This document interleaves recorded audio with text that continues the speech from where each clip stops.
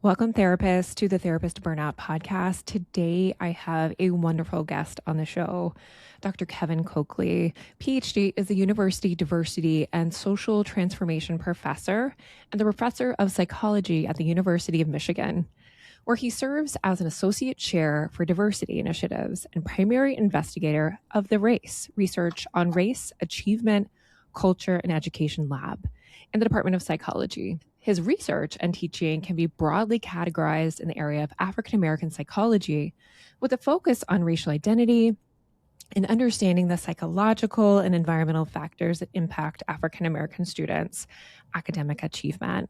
Dr. Cokley studies the psychosocial experiences of African American students and students of color, and is currently exploring the imposter phenomenon and its relationship to mental health and academic outcomes, something I'm very interested to learn more as a practicing school psychologist. So I'm really interested actually in hearing more about that research.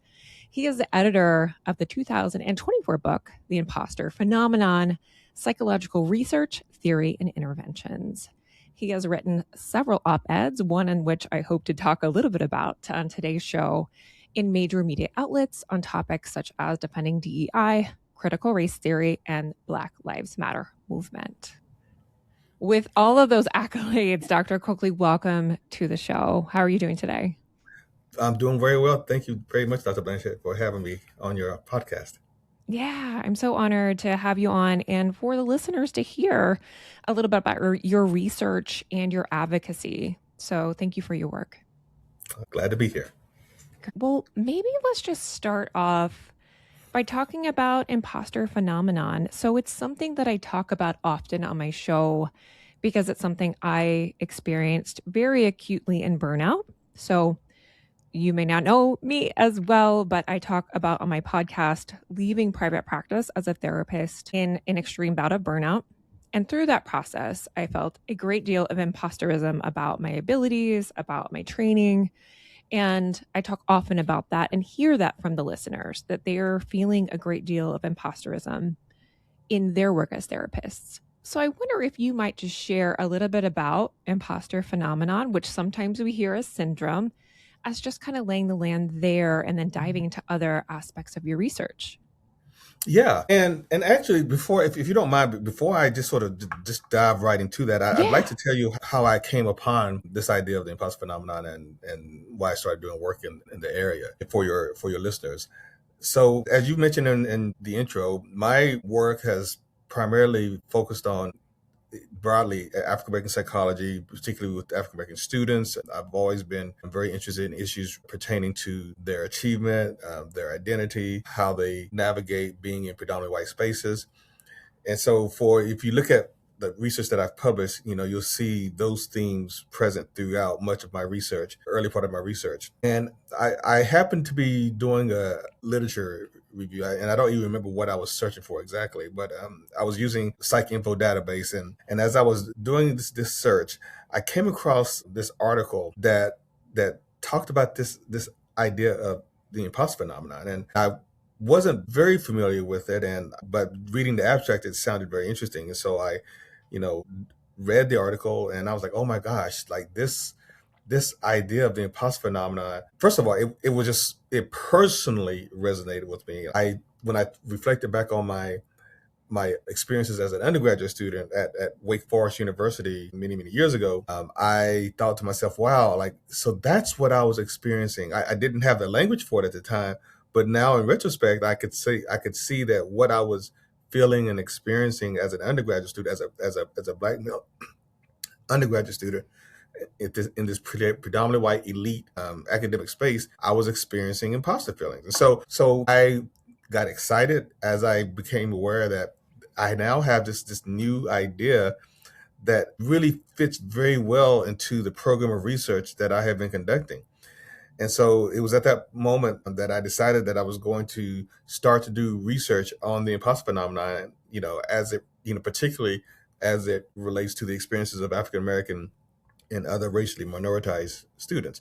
So I think it's helpful for people to know how I sort of got into this work. And then to your question, how do I define, or how is the imposter phenomenon sort of defined. And, of course, my understanding of it, comes directly from the source, Pauline Clance herself, who along with Suzanne Imes created this idea. And the imposter phenomenon, the way that I like to explain it is the idea that the individuals who are, very accomplished, capable, competent, intelligent people, nevertheless feel like they are intellectually fraudulent. The way that I like to sort of talk about it is, if it's almost as if people could look within the windows of their soul, they would see someone who is not nearly as competent the as they present, as their accomplishments would suggest, and they have really sort of internalized this idea that they are just walking around kind of like fooling people. They really don't have the self confidence of themselves that their accomplishments would seem to suggest that they should have. So in a nutshell, that's the way that I sort of understand what the imposter phenomenon means. Yeah.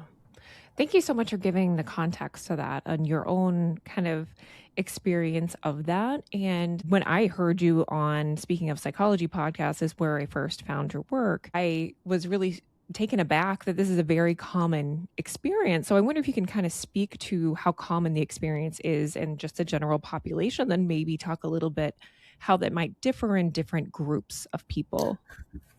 Yeah, experiencing the imposter phenomenon is very popular. For a long time, the statistic that you would hear sort of quoted was that approximately 70% of people at some point in time have experienced imposter feelings. There was an article that I was a co-author on where we did a massive literature review, and that number is actually higher. It's actually around 80% of people, at least according to our literature review, that have experienced imposter feelings. And then when I give talks, and I give quite a few talks on the imposter phenomenon, one of the first questions that I ask the audience is, how many of you have at any point in time during the course of your life, how many of you have ever experienced or felt like an imposter?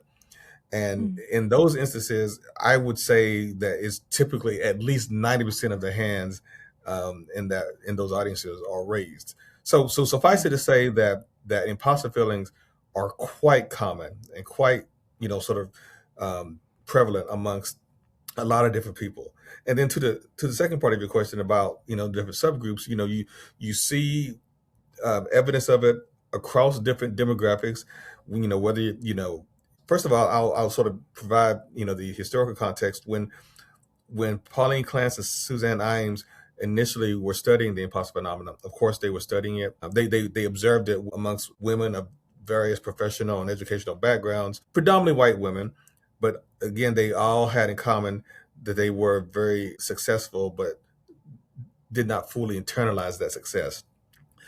And so they initially thought that imposter feelings would be more prevalent amongst women than men. Research has really been somewhat equivocal around that. You have some studies that say that find that women are more likely to report imposter feelings than men. You have other studies that find really that there's no difference. Even in my own work, I have reported both findings.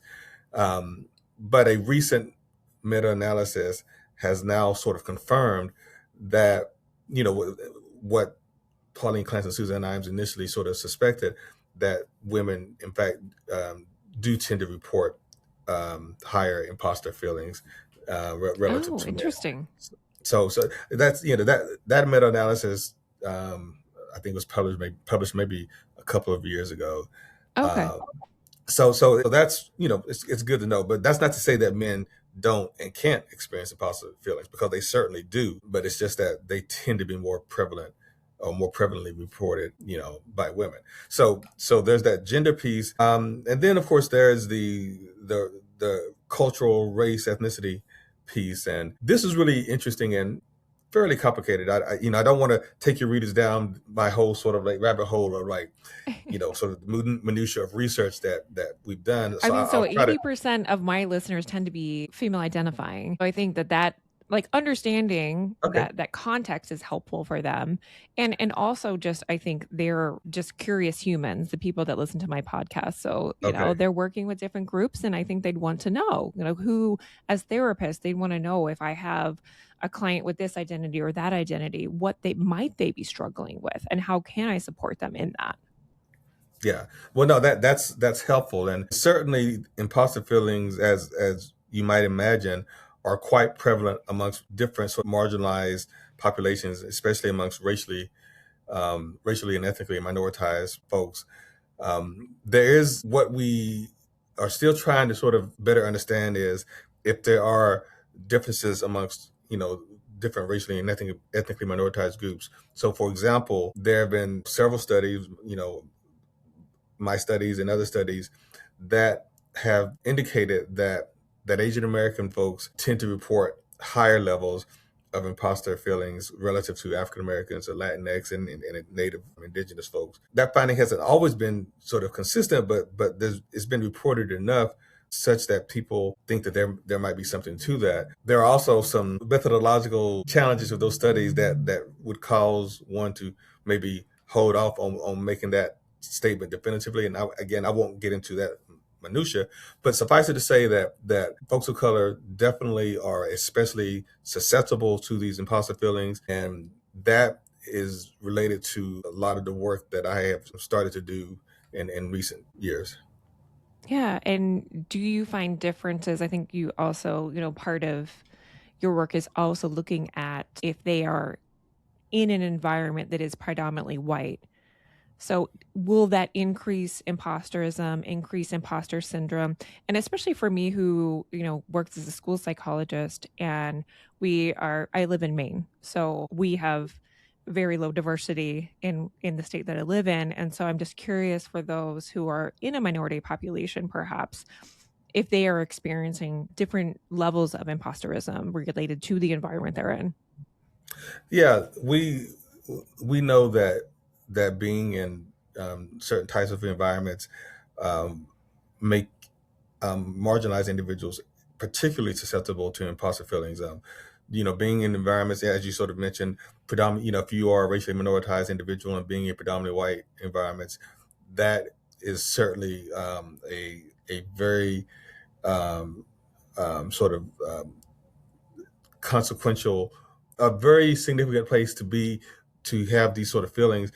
Um, One of the things that I sort of talk about when I give these talks is, being in environments that are highly competitive, where you find yourself sort of amongst other people who are very sort of competitive.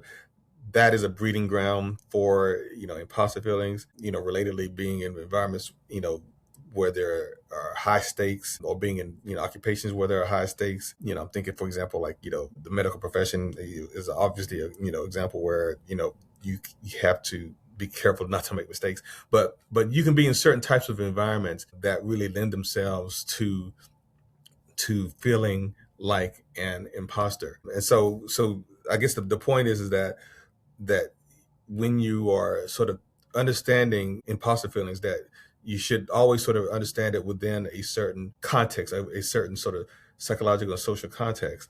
And this probably goes beyond perhaps what you intend to cover, but I think it's important to point out that some people have been maybe very critical of the concept. And I don't know if you were planning to go there or not, but it's I go important. over wherever we're comfortable going. I'm happy to talk about anything you're wanting to talk about. Well, some folks, have been very critical of the concept of the imposter phenomenon because they believe that it essentially blames the victim, that it focuses too much on the individual and makes the individual responsible for their imposter feelings, and doesn't focus enough on the environmental contributions to people feeling like imposters. And as a result, some people have been dismissive of the concept. And my sort of response is, first, if you go back and if you read very carefully the origins of the concept, Pauline Clance and Suzanne Imes were pretty clear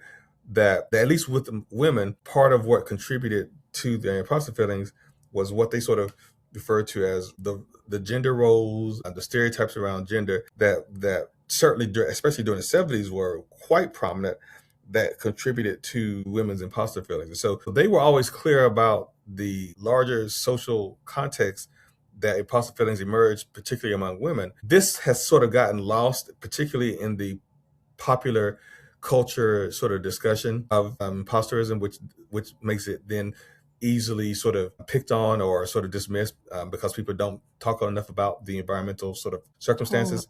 I am so with this because I think in the context of burnout, which I talk about all the time, there are so many self-care trainings and interventions targeted at the individual. Like, well, if we were doing more self-care and doing, X, Y, and Z, then you wouldn't be struggling with your burnout. And I can see it similarly for imposter feelings. Like, well, maybe there's something wrong with you. Maybe you need to go to therapy, and we're not looking at what are the systems and structures. And particularly in me working as a trauma therapist for much of my career, also what are those traumatic situations maybe that we're exposed to as well, that are coming from the system, from the culture that they're in, that might be increasing that situation, might be increasing the burnout. And for therapists specifically, the exposure to traumatic material certainly is just enough to create situations that can create burnout, for example. So I wonder if, like, in your research, you kind of see similar themes regarding systems and how that can set up situations where people are more likely, because of exposure to invalidating messages or people telling them things that are making them question themselves, like almost gaslighting, right? Yeah, well, absolutely. And in fact, what we have done in our research is we have introduced the idea of a racialized imposter phenomenon. Yeah. And we say that this racialized imposter phenomenon is really, it's like an internal experience of intellectual and professional self-doubt that occurs among racially and ethnically minoritized individuals because of racist environments. Mhm. So we make it really explicit in this sort of this new sort of construct, or we take the original construct and we really sort of revise it in ways to make it more um, responsive to the impacts of the environment on racially ethnically minoritized individuals. And we have created a new scale, the racialized imposter phenomenon scale, to go and to be used to measure really the impact of sort of what we believe to be the messages that racially and ethnically minoritized individuals oftentimes have to sort of contend with. Yeah. And I'm just even wondering, like, over time, where there has been more of these, there's been more racism in our politics and the current climate that we're in, with DEI being abolished from many institutions, including the APA. I'm kind of segueing a little bit, but I'm wondering about, even in this current moment, if we have any recent research based on the reactions that people might be experiencing, that may be experiencing racial trauma that has happened over the 2020s. Yeah, I think that research is forthcoming. I've heard that question asked quite a bit. Like, do we know what has been the result of all of this sort of anti DEI, sort of the climate and the dismantling of DEI? What has been the actual impact? And I think that is being determined now. Yeah, I think it would be just interesting to know. I mean, I think what has been the impacts of that, and what are people feeling with regard to, I think, psychological safety, how is their mental health impacted, those types of things. Well, I can give you just maybe one quick example. The We know that if you think about DEI, diversity, equity, and inclusion, and if I were to focus just on the inclusion piece just for a moment, in the college context, what that looked like was having activities and programming that really targeted, different racially and ethnically minoritized groups, um, to kind of help them feel like this was an environment, where they could have a stronger sense of belonging. They can feel Hmm. like they were truly being valued and included. So, for example, um, like orientation, um, activity. So like, at the beginning of each year, in many institutions across the country, you'll have different orientation events. And for many places, they would have orientation events that specifically targeted, say, Black students, Latinx students, and Asian students, et cetera. But now with this dismantling of DEI, institutions are like, we can't do that because, that's now seen as being discriminatory because you don't have specific orientation events for white individuals, for example. And so getting rid of those sorts of events that were intended to make marginalized students feel welcomed and included, that has had a really negative impact on those students because now they question whether they in fact do belong, whether the institution really does value their presence and want them there. And there are numerous examples that we could sort of provide, but that's just a real obvious example of how the impact of the dismantling of DEI has a direct impact on really marginalized folks. Yeah, I just think that we're going to be still figuring out how this time period, COVID, and then racial reckoning, Black Lives Matter, all of this really is going to impact society as a whole and marginalized populations, I think, in the coming years and decades even. I think it will be at a time that we kind of refer back to. I do kind of, it somewhat adjacent, but I know you just recently this week talked about on Psychology Today an article about the dismantling of SEMRAT, which was APA's, and I'm not going to remember all the acronym because I don't have it in front of me and I don't make glasses today, but maybe you can help me with that because you wrote an article on it about them dismantling this initiative in the APA, American Psychological Association, which for me feels like we should be leading the initiative in these matters. And so my reaction was, what are we doing here? Disbelief. And so I just wanted to get your reactions on the article and also your thoughts on the matter. Yeah. So my spouse and I have been longtime, members of the American Psychological Association, and she is the current president of the Society for the Psychological Study of Culture, Ethnicity, and Race, and I am a past president of that organization. And it was brought to her attention that the APA had recently announced that it was disbanding CHEMRAT, which stands for the Commission on Ethnic Minority Recruitment, Retention, and Training. This initiative has been, an APA for a number of years, and its purpose was to provide support, seed funding for diversifying psychology. Many folks had benefited from the seed funding over time, and so the becoming aware that it was now being disbanded, and they provided some reasons which we did not find particularly compelling, but it was really disappointing, and if I'm being honest, it was angering for us. So we decided to write this piece for Psychology Today, to give it a broader audience, to really be critical of APA, and we did this for a few reasons. One, APA continues to claim that it values diversity, equity, inclusion. If you can go on their websites and you'll see evidence of this claim, and yet it is engaging in behaviors and actions that are counter to that claim. One of the things that we talked about in the article was last year APA announced that regarding its accreditation of standards, that it was relaxing the standards for diversity for accreditation purposes.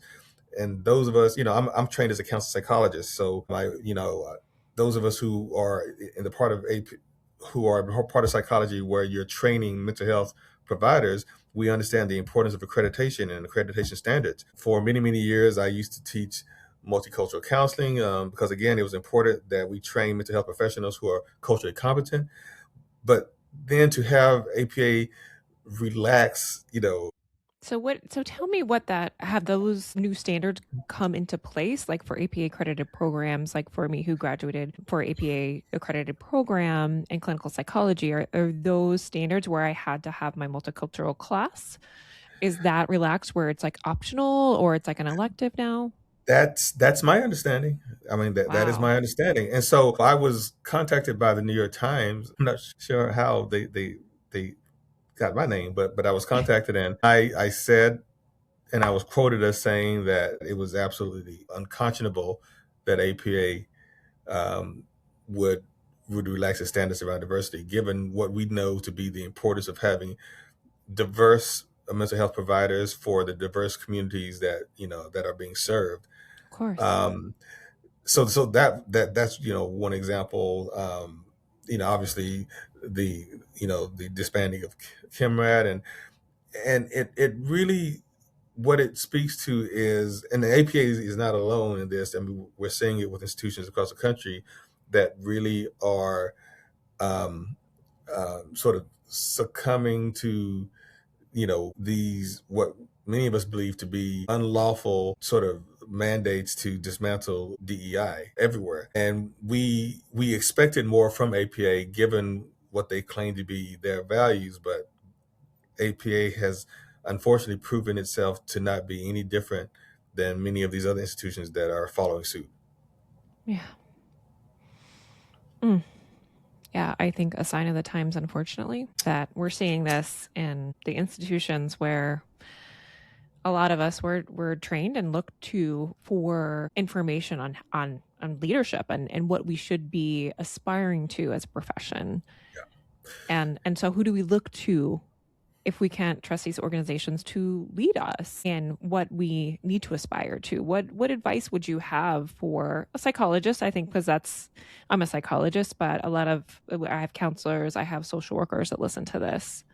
Hopefully the social work association, which I haven't been affiliated much with because I'm a psychologist, but where should we look in these times? Well, that's a good question. I mean, I would look to, for example, the leadership of the ethnic psychological associations, because they remain firm in their commitment to diversity, because obviously their organizations represent very diverse communities and constituencies. The Association of Black Psychologists, the Asian American Psychological Association, the National Latinx Psychological Association, Society for Indigenous Psychologists, and so many others, or a few others.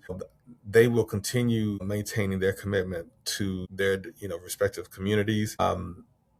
There certainly are individuals within APA and other entities that are not happy about the stance that APA is taking, and I think that one should maintain their embrace of diversity, their sort of personal and professional embrace of diversity, regardless of what messaging they are, sort of symbolic actions they see from entities like APA. Because those of you who are on the ground, who are actually doing the work, you don't need APA to tell you the importance of diversity Yeah. and understanding and recognizing diversity in your work. So regardless of actions done by APA, you know directly firsthand why it's important that we continue to embrace diversity and equity and inclusion.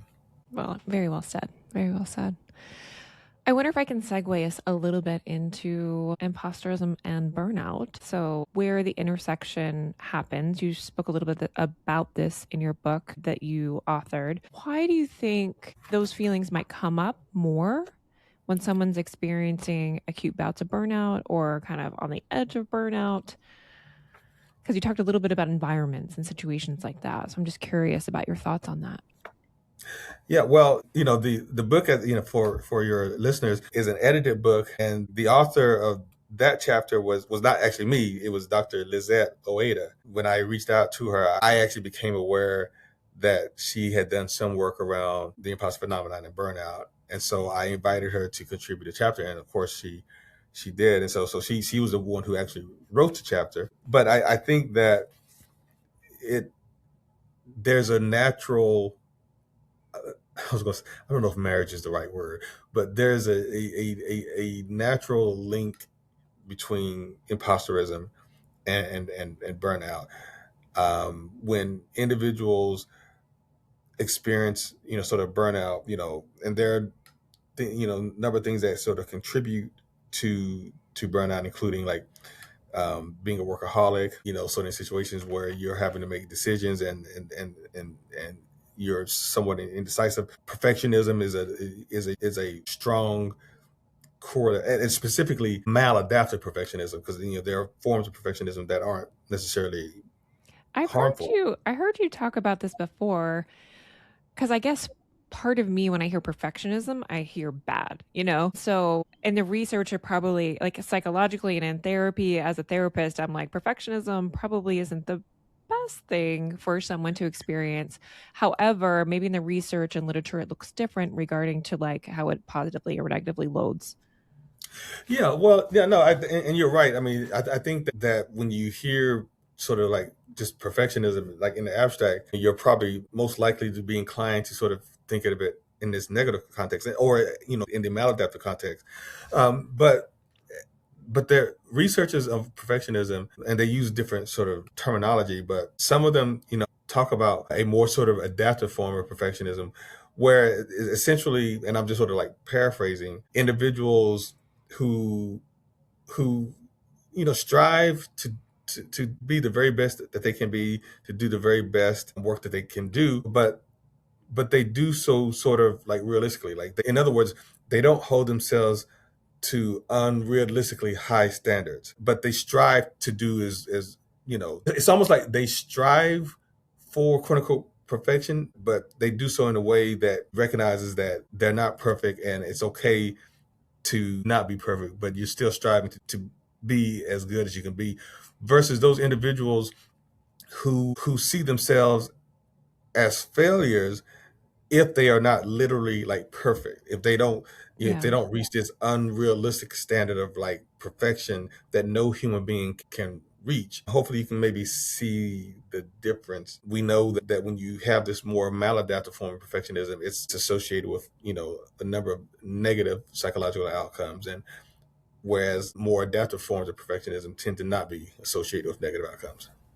Yeah. Yeah, I think that makes a lot of sense. I'm almost what I'm hearing is like if you have an adaptive form of perfectionism, you're still striving to do really good work, right? You really want to do good work and it's important to you, but you do it in a way that fits into your humanity.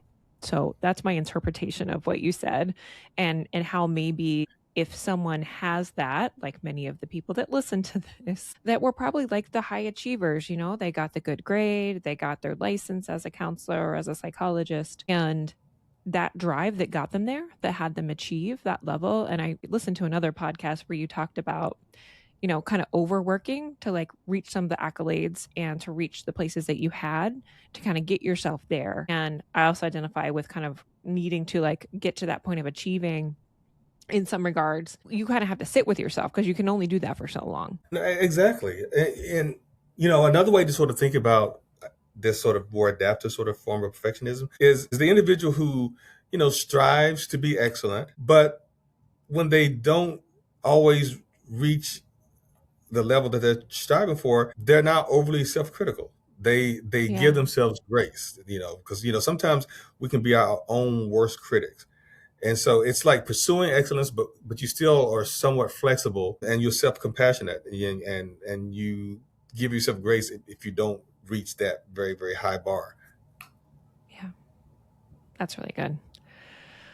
Yeah, I mean, I think there's like so many things that I want to ask you in the short amount of time with regard to burnout. I am curious about imposterism specifically in mental health professionals. Like, do we have much research on that? Do we understand about that population at all? It may not be an area for research. Yeah, that's a really good question. I haven't come across necessarily a lot of research looking at imposterism amongst mental health professionals themselves, but I could easily see why there should be research in that area, particularly for mental health professionals who are maybe earlier in their careers, and maybe Yeah.